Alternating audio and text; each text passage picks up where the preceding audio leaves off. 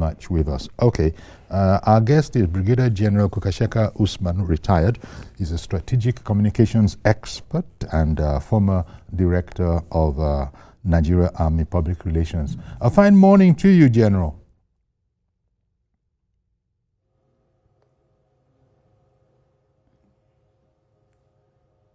Hello? Hello?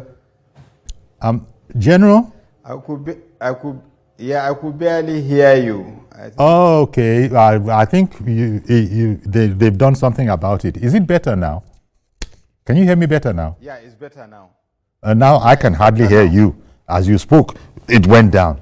When you complained, it came up. Now it has gone down. We'll see how it goes. But can you hear me now? Yeah, I can hear you now. Okay. So, well, thank you very much, General, for, coming on the program. And, many Nigerians will be joining the governor in lamenting this situation about the resurgence of Boko Haram in the state. An indication that government, no other way to put it, is losing ground. Now, this is very worrying, especially after we have thought that we really had gotten on top of this problem, and then suddenly for us to now hear that, contrary to that notion, we are actually losing ground there. First of all, give me your general commentary on that, and perhaps you might have ideas as to how this has happened. Well, first and foremost, I think not just the state governor. I can't hear you, General. Every other well-meaning Nigerian has every reason to be concerned about the recent happening in the northeast, and in particular in Borno State, with the kind of resurgence of attack, and just is more or less like a wake-up call. That is my own understanding to it, that it is not yet Uhuru in our counter-insurgency effort in this country and counter-terrorism. What is even more disturbing is the level of sophistication of this terrorist group, moving from IED, suicide bombing, to isolated attacks. Now they are embarking on the use of technology, not just for surveillance. They are using it to carry out attack, armed drones. So it's more or less like a wake-up call on each and every one of us to see what brought about this resurgence and how do we go about it. Take, for instance, now, how did they come about this weapon, the drones, and who taught them, and all the rest of them. But beyond that, again, there were some foreigners that were caught. They are not even Africans.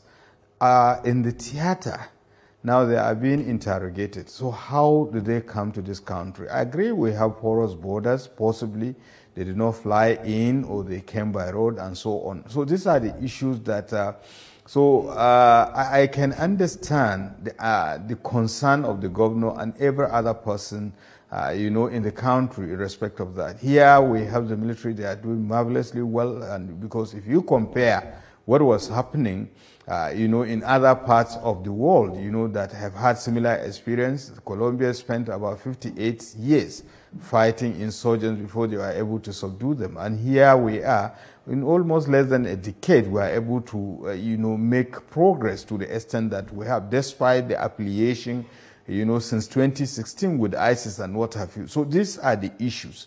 So it's more or less like a wake-up call that we have to. And when you look at attacks like Wajirko, for quite a number of times, Sabon Gari Damboa has always been the center of attraction for these terrorists, even the Abubakar Shekau faction. So what is it that makes it so attractive?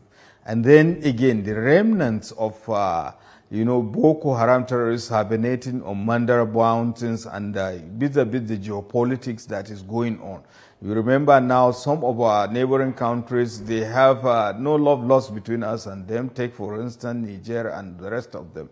So, there is proliferation of arms and insurgent groups elsewhere, and with the kind of unsavory relationship we might not have the necessary support and cooperation that we require. So I think the most important thing, like I said, is a wake-up call. So it's a collective responsibility on the part of the military, on the part of security forces, on the part of the government, not just the federal government, but even Borno State government and the good people of Borno State. Because yesterday, as we were having discussion, there were other isolated attacks that were not reported.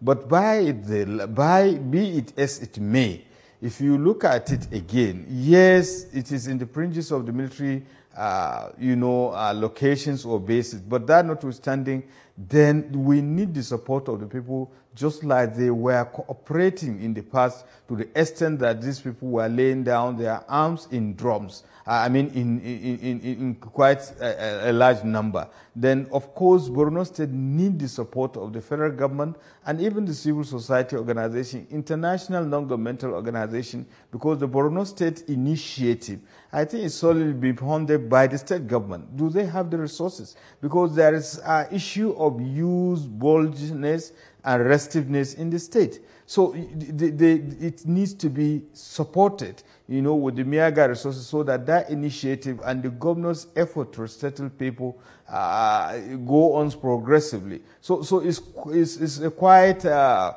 challenging task, but I think it's possible. We can mitigate it, however, but it requires the support of each and every component of the Nigerian society, be it the security, the government, and the people themselves. Because the issue of conspiracy of silence, because these guys do not operate in isolation. People are giving them information. People are giving them support. So why is it now, when we have enjoyed semblance of peace in that state for quite a number of years, 3 years, so to speak, and more? So basically that is the issue.